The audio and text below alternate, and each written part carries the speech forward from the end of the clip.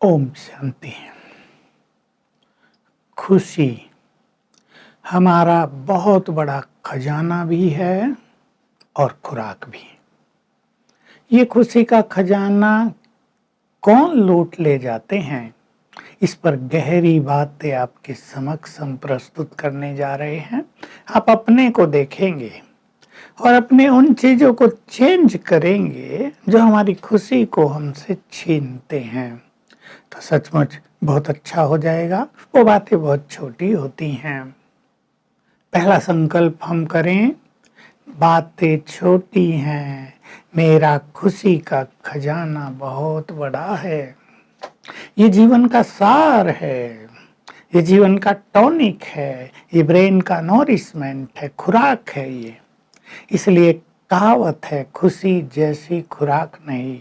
ये शरीर के लिए भी खुराक है, परंतु सबसे बड़ी खुराक है मनुष्य के मस्तिष्क के लिए, उसके दिमाग के लिए।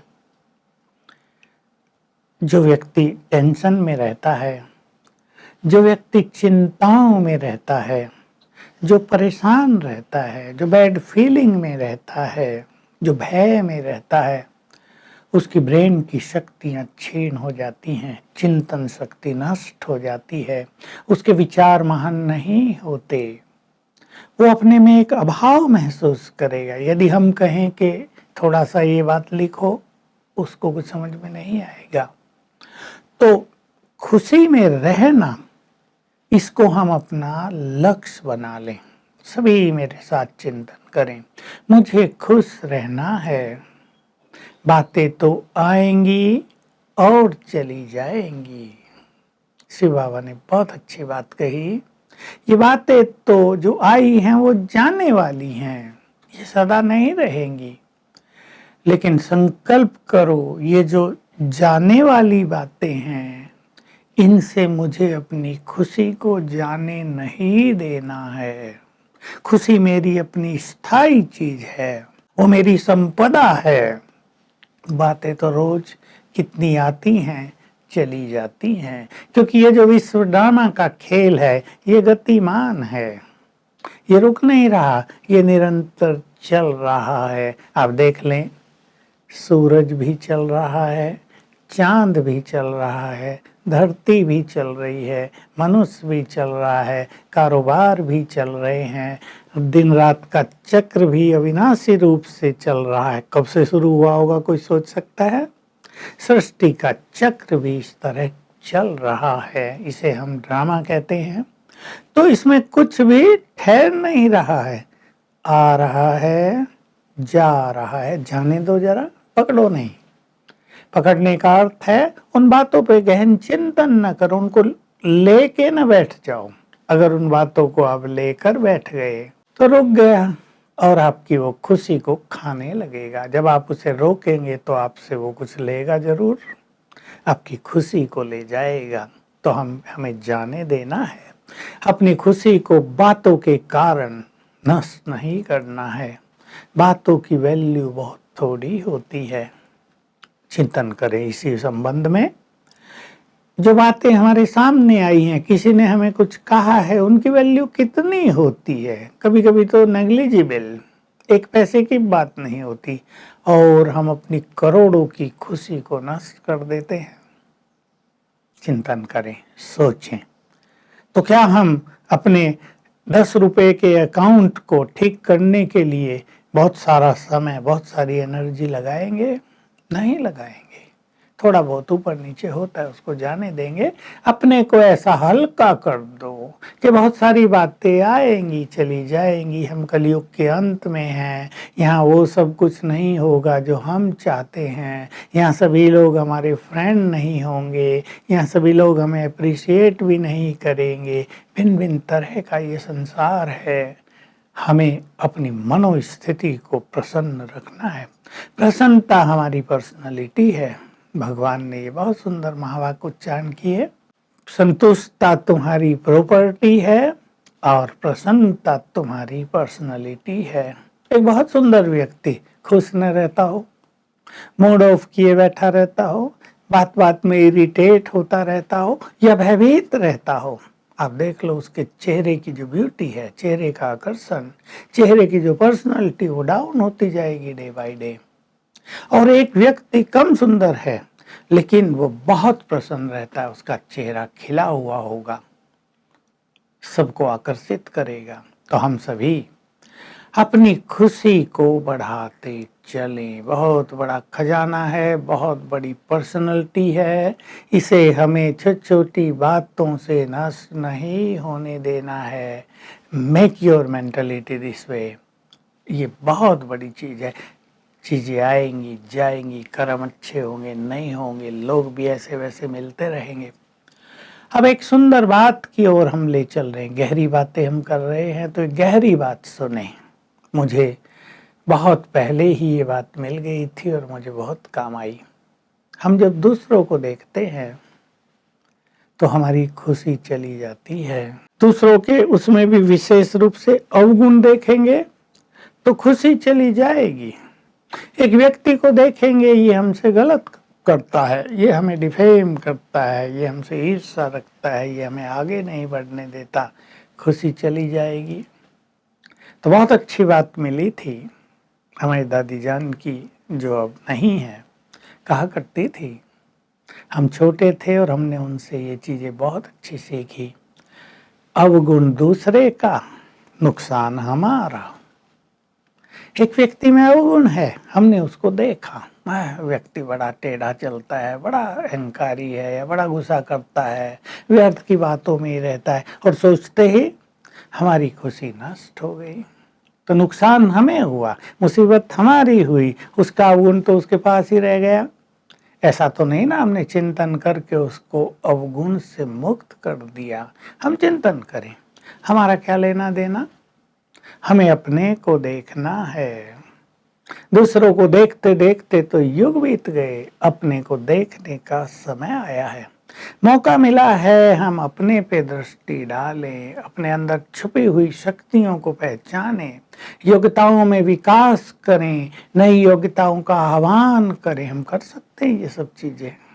तो हम दूसरों को नहीं देखेंगे।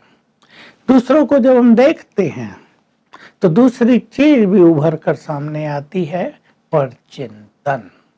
और परचिंतन पतन की जड़ है। परचिंतन खुशी के लिए बड़ा घातक है। खुश रहना है तो स्वचिंतन ही करना होगा। सीढ़ी ऊपर चढ़नी है, बहुत ऊंचाई पर जाना है तो स्वचिंतन ही करना होगा, अपने को ही देखना होगा। जिंदगी में कुछ विशेष करना है, किसी भी फील्ड में, चाहे आप एक वैज्ञानिक हैं, आप एक अच्छे इंजीनियर हैं, आप एक अच्छे राइटर हैं, आप अच्छे एक पोएट हैं। देखिए ये सभी लोग दूसरों को नहीं देखते। अगर ये लोग भी ईर्ष्या द्वेष में रहेंगे, अगर ये लोग भी परचिंतन करेंगे, तेरा मेरा करेंगे, तो इनकी क्षमताएं डाउन होती जाएंगी। एक वैज्ञानिक को बहुत अधिक स्थिर चित्त होना होता है, अपने में खो जाना होता है, अपनी रिसर्च पर पूरा कंसंट्रेट करना होता है। हमारा तो योग अभ्यास है, हम तो अपने जीवन पर रिसर्च करते हैं, हम तो अपने वैज्ञानिक स्वयं हैं।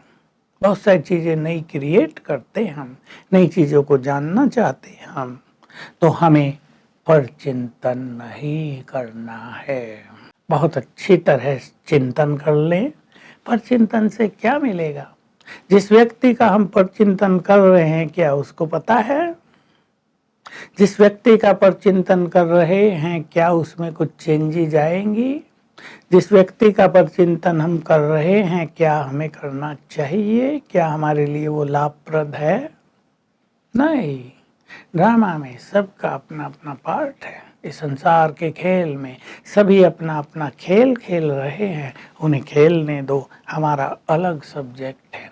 जैसे मैं एक उदाहरण दूं, जो अच्छे स्टूडेंट होते हैं, आजकल भी वही होगा, हमारे समय में वही था, तो अच्छे स्टूडेंट अपनी पढ़ाई पर ही फोकस करते हैं।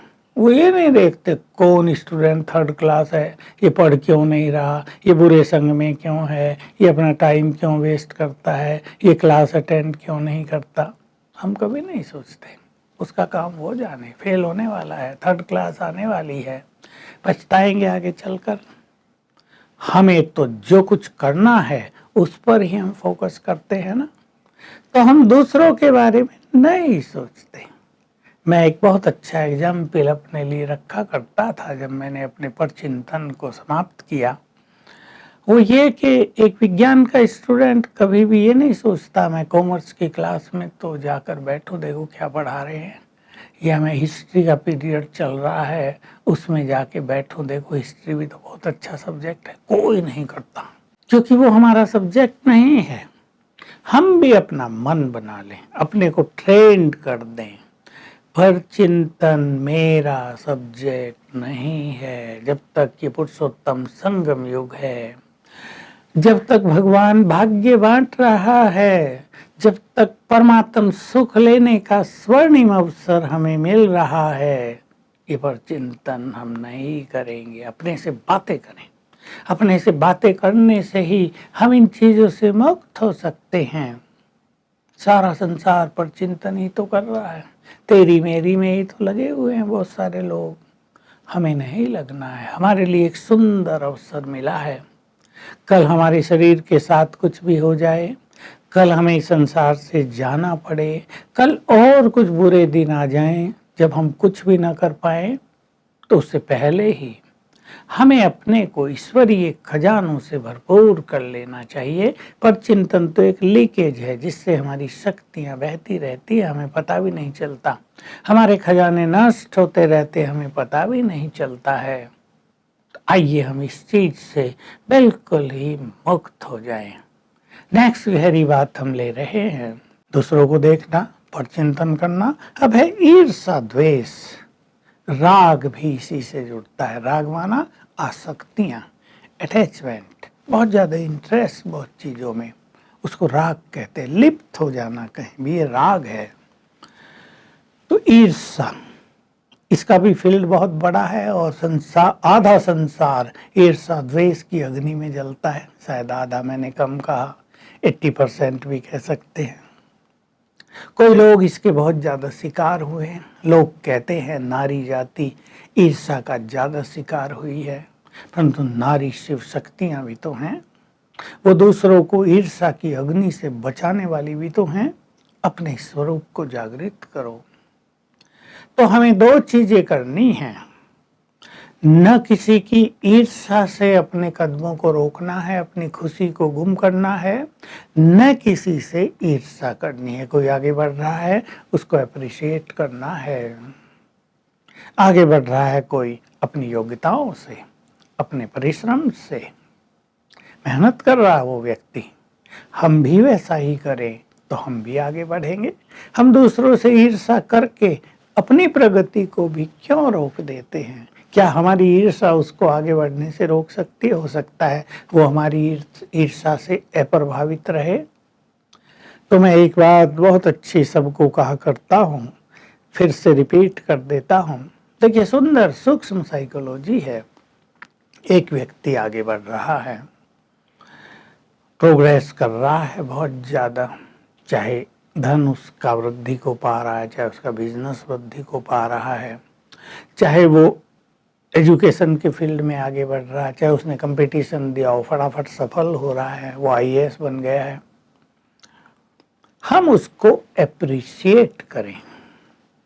एप्रिसिएशन, ध्यान दे, कितनी सुंदर बात है। देखो, व्यक्ति खुश होगा, हमारे और उसके बीच में प्यार बढ़ेगा, वो व्यक्ति हमें बहुत लाइक करेगा। अगर हम उससे ईर्षा करते हैं, अब गहराई से सोचेंगे सभी, अगर हम उससे ईर्षा करते हैं तो हम उससे ईर्षा नहीं कर रहे, वो तो हो सकता है हमारा फ्रेंड रहा हो, हम उसकी प्रोग्रेस से, उसकी सफलताओं से ईर्षा कर रहे हैं। और याद रखेंगे, जिससे हम ईर्षा करेंगे वो हमारे पास कभी नहीं आएगा। तो क्या सफलता हमारे द्वार खटखटाएगी? क्या सफलता हमारे चरणों में आएगी? हम तो उससे ईर्षा कर रहे हैं। तो हम दूर हो जाएंगे सफलता से। इसलिए अपनी मेंटलिटी बना लें, अपनी नेचर बना लें। जो आगे बढ़ रहे हैं मन से भी अप्रिशिएट करना, दिखावे के लिए नहीं कि देखो ये व्यक्ति कितना भाग्यवान है, जरूर इसने अच्छे कर्म किए हैं, जरूर इसकी बुद्धि बहुत श्रेष्ठ है, जरूर ये बुरे संग से मुक्त रहा है, जरूर इसने मेहनत बहुत की है, तब सफलता इसके चरणों में आती है। जो काम करता है, जहाँ हाथ लगाता है, मिट्टी भी सोना हो जाती है। मन से भी अप्रिशिएट करें, देखो इसका परिणाम।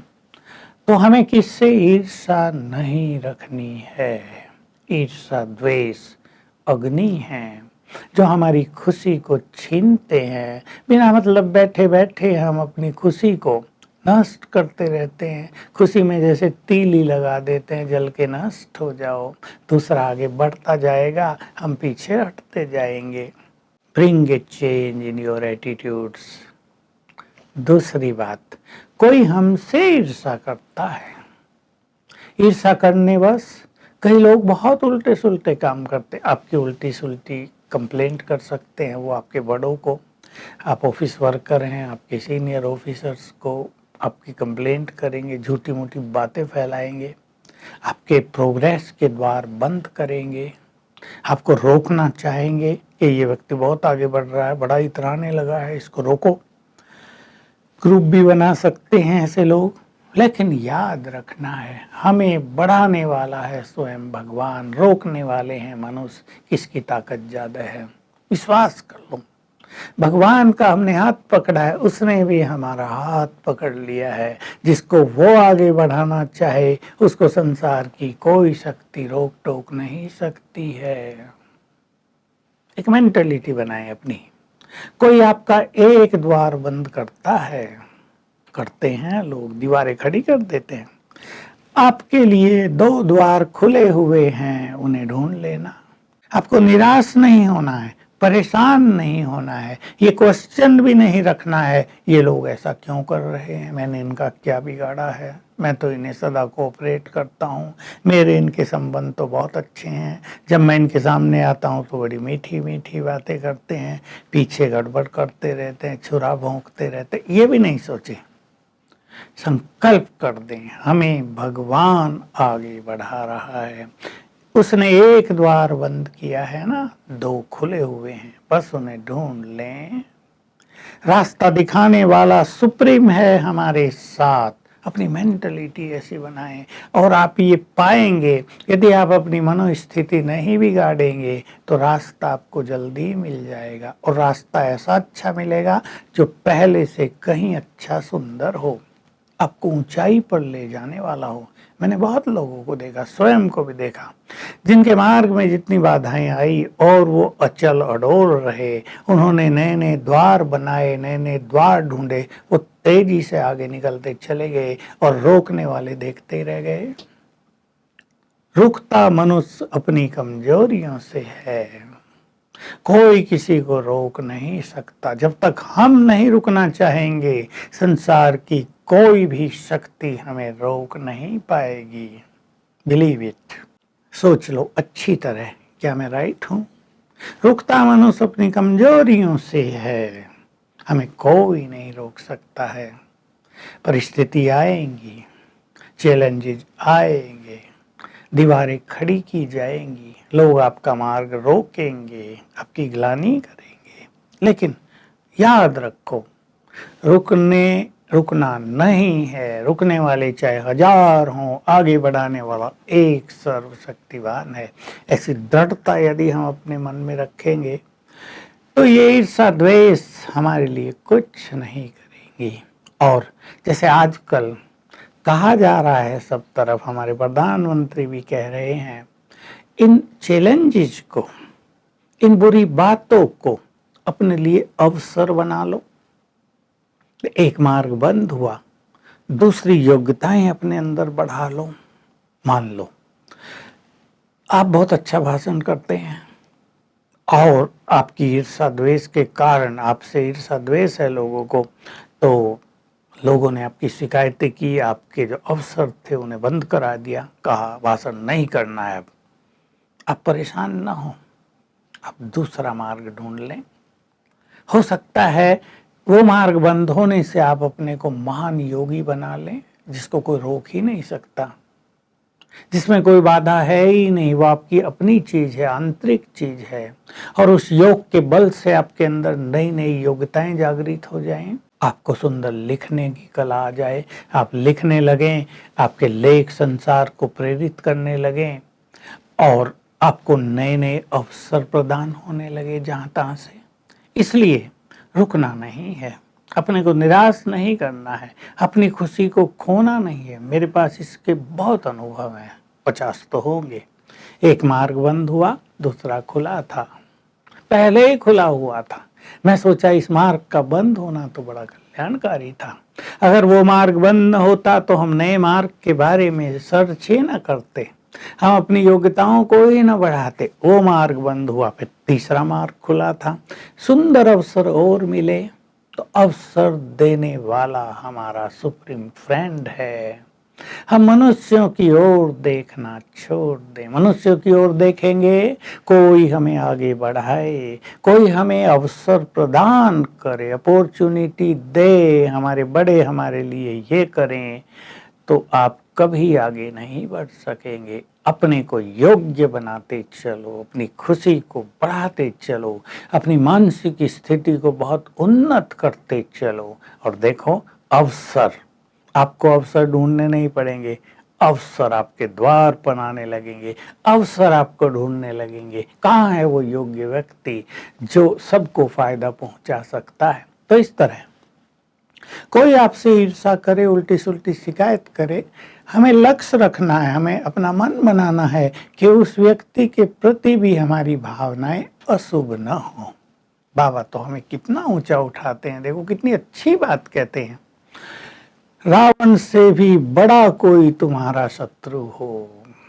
रावण को तो सबसे बड़ा दिखाते हैं, तो भी तुम्हें उसके लिए अपनी भावनाएं बदलनी नहीं है, तुम्हें तो सबको शुभ भावनाओं का दान देना है। कितनी पावरफुल बात कही। कोई तुम्हारी 100 बार ग्लानि करे, तुम्हें 100 बार बद्दुआएं दे, तुम बार बार उसे दुआएं देते चलो, उसकी बद्दुआएं भी कटती जाएंगी, तुम्हारी खुशी भी बढ़ती जाएगी। तो आइए हम अपने जीवन को खुशी का भंडार बनाएं। हम पिछली बार चर्चा कर रहे थे, हम कल्प वृक्ष की जड़ें हैं।